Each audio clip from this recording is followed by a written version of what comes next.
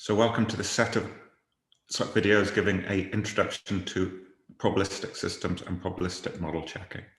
So I'll start by just saying, why do we need to have probability? So some systems are inherently probabilistic. So to give some examples, we need randomization in distributed coordination algorithms. So this is used as a symmetry breaker, for example, in leader election protocols. And there are some real-world examples that of protocols that include randomization, and these include the IEEE 802.3 wireless LAN. So here, if two devices send at the same time and there's a collision, then they use a randomized backoff scheme. So this is the amount of time they wait before trying to send again. Randomization is also used in the IEEE Firewire or root contention protocol, and we'll see that soon. It's also used in the Bluetooth protocol, and here there's a random choice of waiting time. It's also used in the IPv4 zero-conf dynamic configuration. So here, when it chooses a IP address, then it makes a random choice over the set of possible addresses. So there's a high chance that it doesn't choose an address that is already in use. It's also used in anonymity and contract signing protocols. So it's also probability is used to model uncertainty and performance, and then we can quantify the rate of failures or the quality of service of a system. And some examples of this are in computer networks and in embedded systems, and also in power management policies. And probability is also used in nanoscale circuitry. So here, since the circuits are so small, you can't guarantee they are reliable, but you can solve this through fault tolerance by having extra circuits doing the same thing. Okay, and it's also used for the quantitative analysis of software and of systems. So, for example, we can use it to find out the minimum battery capacity that we need to use for a given scenario. Okay, and there's many other applications which require probability, such as biological systems. So in the standard model checking approach, you have your system that is usually modeled as a finite state model, such as a crypt key structure or a labeled transition system. You have your system requirements. These are usually modeled in some temporal logic, for example, LTL, and then these are inputted to some model checker, for example, spin, and then the model checker automatically verifies if the given specification holds for the given finite state model. So it can return either yes, the specification is satisfied, or no, the specification isn't. And in the case that it isn't, it can also give a counter example or an error trace showing why the given specification doesn't hold. Okay, this can be extended to probabilistic model checking. So here, the system again is a sort of finite state transition system, but here there is also probabilities that label the transitions. And one such example is a Markov chain, and in this set of videos we will consider both discrete time Markov chains and Markov decision processes. For the system requirements, again is given as a temporal logic, but obviously here it's a probabilistic temporal logic. And in this set of videos, I will concentrate just on the simple properties of probabilistic reachability and expected reachability. So we give the system and the specification to some probabilistic model checker, for example, Prism, and then again, you can get whether the result is true or false. You can also get quantitative results. For example, you can ask what is the maximum or minimum probability that some set of states is reached. For example, what's the maximum probability that an error occurs, or what's the minimum probability that the system terminates. And again, you can also get a counter example, but here it's harder, as now it's not a simple error trace, but it's a set of paths showing that the property is not satisfied with a certain probability. Okay, so just to give you one concrete example, let's have a look at the Firewire protocol. Okay, so here this is a high performance serial bus for networking that was originally introduced by Apple. So the idea here that it's hot pluggable, so you can add and remove devices at any time, and it will reconfigure. And there's no requirements to have a single central device, for example, a PC. So what happens is when a new device is added, then a new route for the network is created. So this is the route we can consider as a leader. So there's a leader selection algorithm. So this is a symmetric distributed protocol, and it uses electronic coin tossing, as we will see. So when a new device joins, then the nodes send messages to be our parent, and there's a root contention when two nodes send be my parent messages to each other. And when this happens, then these two nodes will toss coins, and this will tell them whether to wait a fast or a slow delay before trying. So here's an example of configuration. So what happens is that nodes send be my parent requests when all but one of its neighbors are children. Okay, so here at the start we've got these outer nodes. These only have one connection, and therefore they will start by sending be my parent our requests. So we can have these nodes start to send our requests, and this continues, and then finally we end up with a situation where there's only one node that hasn't sent anything, and this therefore becomes the root of our network. Okay, so what can go wrong is that as the requests are sent, then we have two nodes each sending be my parent, and we reach a root contention. So what happens here is that they both flip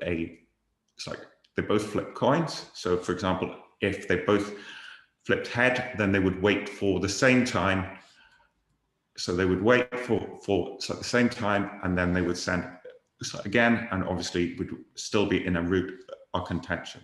But eventually, one will flip a head and one will flip a tail, and therefore they will wait at different times. So let's say that tail means wait a short time, while head means wait a long time.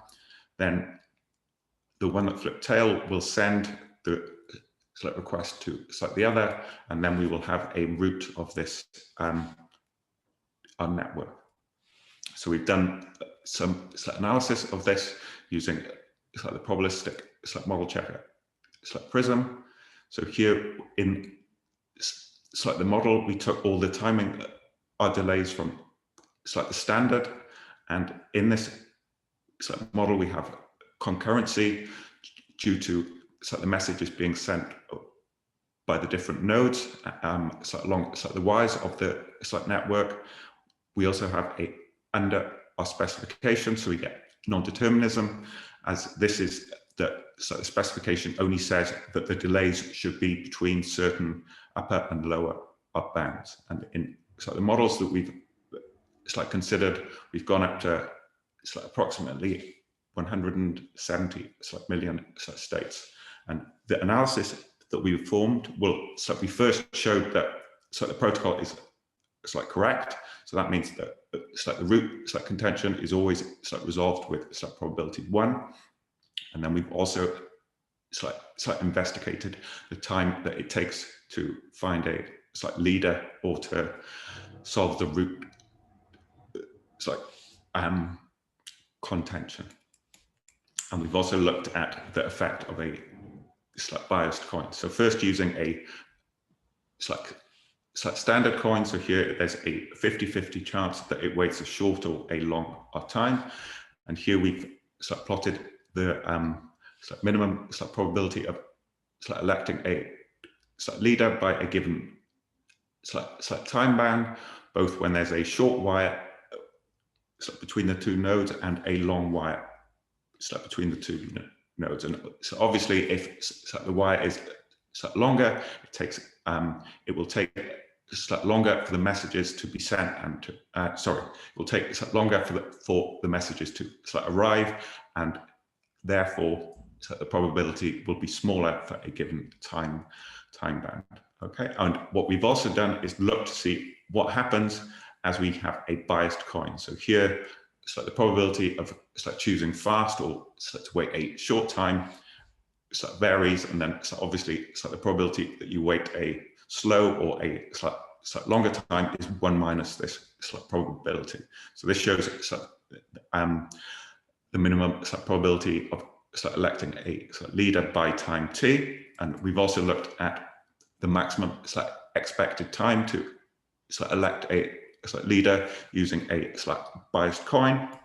And here we actually see that the maximum expected time goes down when we use a slightly biased coin towards waiting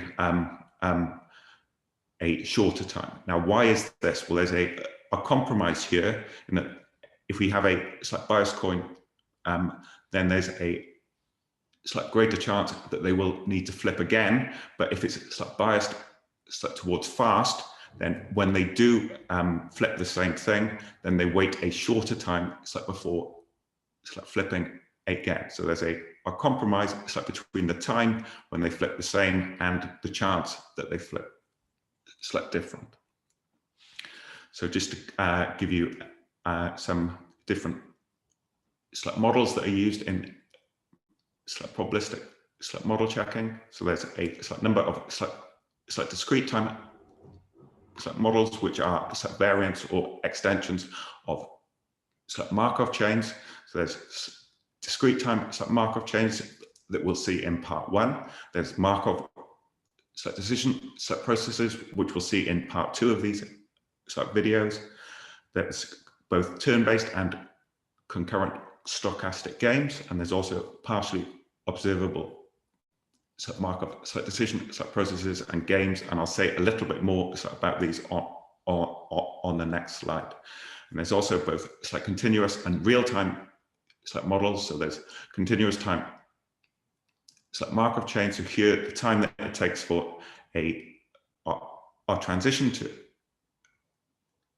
occur is exponentially distributed. And we've got probabilistic time automata. So here we have real-time clocks, and these have been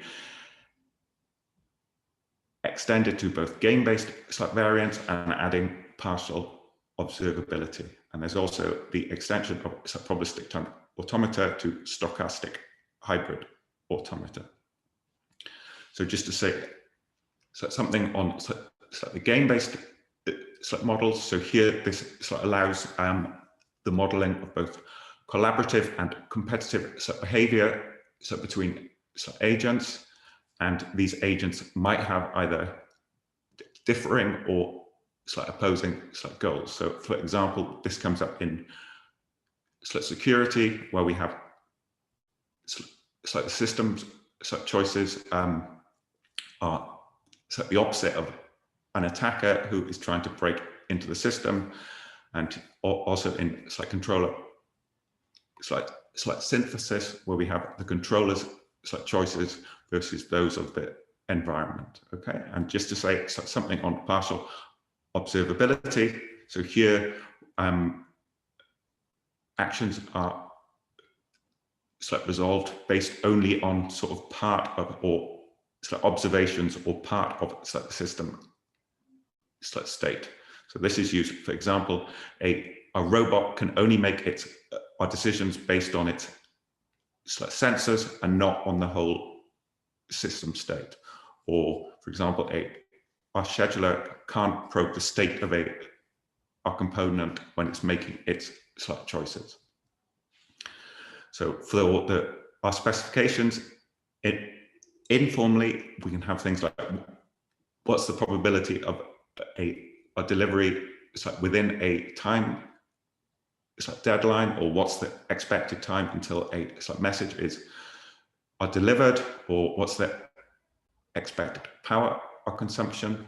Formally, these specifications can be defined in probabilistic temporal logics, and these include PCTL, LTL, CSL, and RPATL, and there's a number of other logics. And for this videos, I'll just focus on the simple properties of probabilistic and expected reachability, and these are the fundamental properties of probabilistic model checking. Now, what does probabilistic model checking involve? Well, it involves first the construction of the model that's going to be analyzed, and this is from usually from a description in a high-level modeling language, and then there's the model checking algorithms themselves.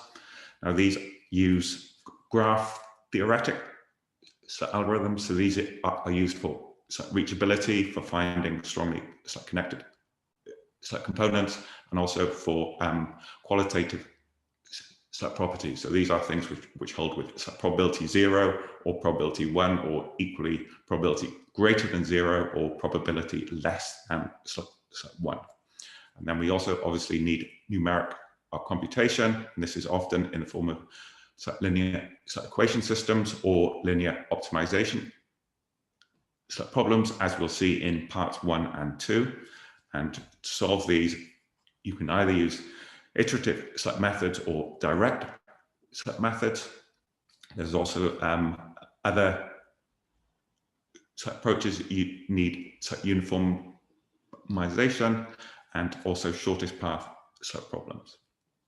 We also need automata for regular languages and LTL properties.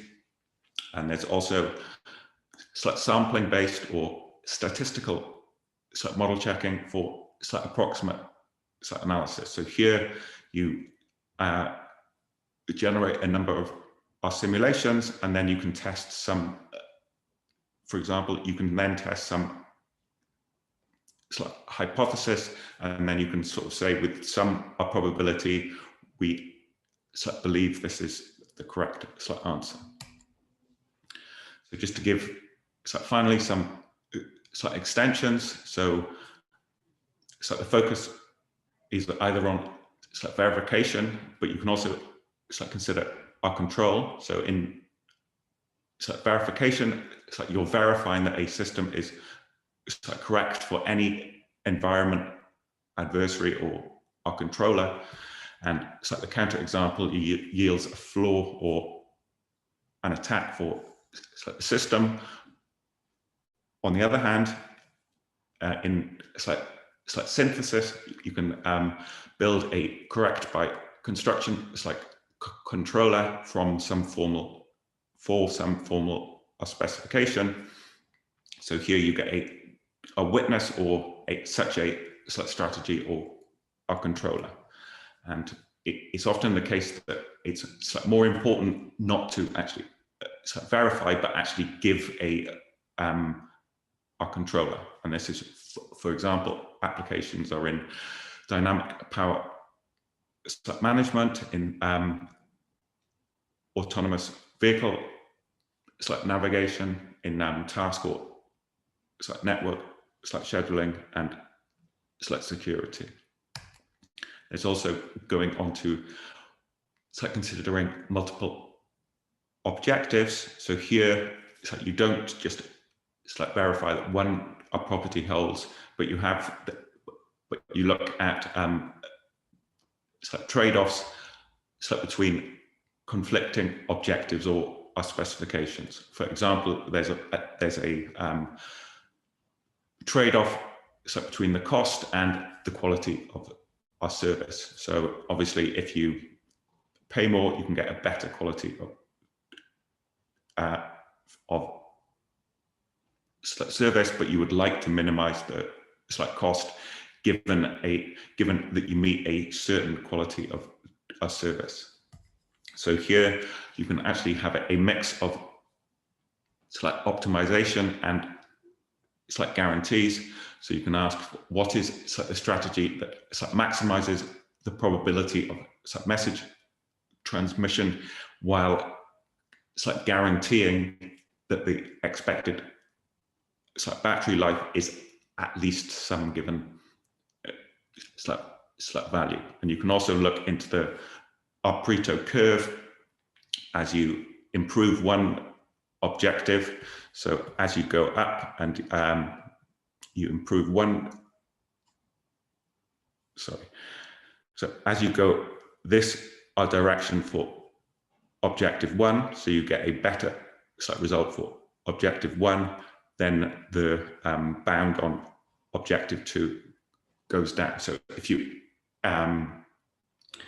decrease the cost, then that's going to also cause a decrease in the quality of our service. So finally, one extension is to parameter synthesis. So what many people have tried to do is to synthesize models that are guaranteed to satisfy some a property. Now, this is very difficult, particularly in the quantitative setting. However, what we can do is that we can synthesize controllers and parameters. Okay, so in parameter synthesis for a given parametric model and a property, then we can look for the optimal parameters with respect to some objective function. So such that the property is satisfied. And we can look at quantitative parameter synthesis. So here, the parameters could be timing, delays, or rates, and the objectives could be to optimize the probability or the expected reward. So finally, just to say something on probabilistic model checking in practice. So one such probabilistic model checker that I'm involved in is Prism, which has been developed at Birmingham and Oxford since 1999. It's free, open source, can be used under all operating systems. It can handle most of the models that I've discussed. And if you go to the Prism website, then you can download the tool. You can find a large online example repository that has over 50 different case studies. There's online documentation. There's support, help. There's a help forum, for example, and there's also a all the related publications, talks, and tutorials and links can be found there for those that are interested. So just to acknowledge that the material that I'm going to present in the next two parts is based on existing lecture courses that were prepared by Dave Parker, Marta Karatskowska, and myself, and also some of the material is from a book by Crystal Bear and Peter Katoon. Okay, so just to finally say what is in in the remaining videos. So in part one, I'll go over discrete time Markov chains. So I'll introduce paths and probabilities, probabilistic reachability. Then I'll introduce reward structures and go on to expected reachability. In part two, I'll extend discrete time Markov chains, and I'll consider Markov decision processes. I'll introduce paths, strategies, and probabilities for these models, and then I'll go on to probabilistic reachability for MDPs, and I will consider these three different ways I'll first consider qualitative probabilistic reachability, then I'll introduce the optimality equations and how to compute reachability probabilities. So each of these parts are basic and is material that is suitable for newcomers entering the field. And then in the live lecture, I'll go on to an advanced topic, and I will consider partially observable probabilistic systems.